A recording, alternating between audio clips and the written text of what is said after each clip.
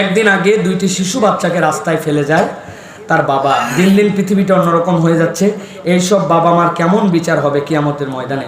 প্রিয় ভাইয়েরা, এই সমাজ আমাদের বিবর্তন হয়ে যাচ্ছে, সমাজ পরিবর্তন হয়ে যাচ্ছে। এটা সত্যি সত্যি বাস্তব একটা কঠিন অভিজ্ঞতা আমাদের জন্য। এটা ত্রিমুখী কারণ এই সমাজের সাথে জড়িত আছে।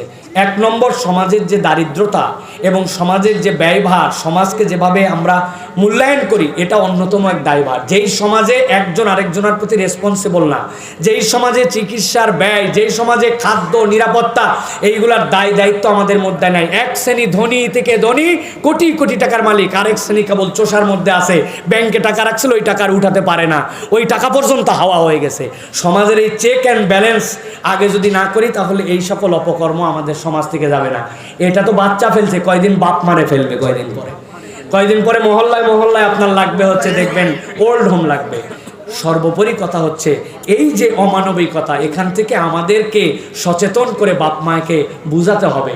এটা মাইনর 2-1টা জায়গায় হচ্ছে, কিন্তু 1-2টাই আমাদেরকে এমন ধাক্কা দেয় যেটা বুকগুলাকে একদম উদাস এবং হতাশ বানায় দেয়।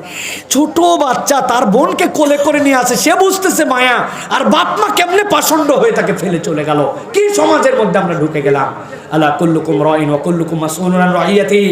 মনে পড়ছে ওই এলাকার দায়িত্বশীল, ওই এলাকার কর্তব্যশীল সকলের দায়বদ্ধতায়। হযরত ওমর রাদিয়াল্লাহু তাআলা বলছেন, আমার রাজ্যের মধ্যে একটা কুকুর যদি পানি না খায় মরে, আমি ওমরের ভয় হয় আল্লাহ যদি আমাকে ধরে। তাহলে এই লোক কেন এই কাজ করলো? এই বাচ্চা তো মায়ের পেটের থেকে হয়ে বড় হয় নাই, তার আশপাশে ফ্যামিলি ছিল, তারা বড় করতেছিল, দেখছিল। নিশ্চয়ই সে এমন একটা ক্রাইসিসের মধ্যে গেছে, এইটা করার তার কাছে আর মনে হয়েছে যে এর বাইরে আমার আর কিছু করার নাই, আমি মুক্ত হই, মুক্তি চাই। সুতরাং সমাজ কিন্তু এটা সামগ্রিকভাবে দায় আছে, একজনের উপর দিয়ে দিলে হবে না। তারপরেও বলবো, বাপ মা এরকম ক্রুয়েল হতে পারে না। কেন যে হয়েছে এটা উদ্ধার করে তার কাছ থেকে জাতির সামনে স্টেটমেন্ট দেওয়া দরকার, যাতে করে এটা প্রকাশ হয়ে যায়। এটা কোনো কঠিন বিষয় নাই। তার বাপ মাকে খুঁজে বের করা সম্ভব না?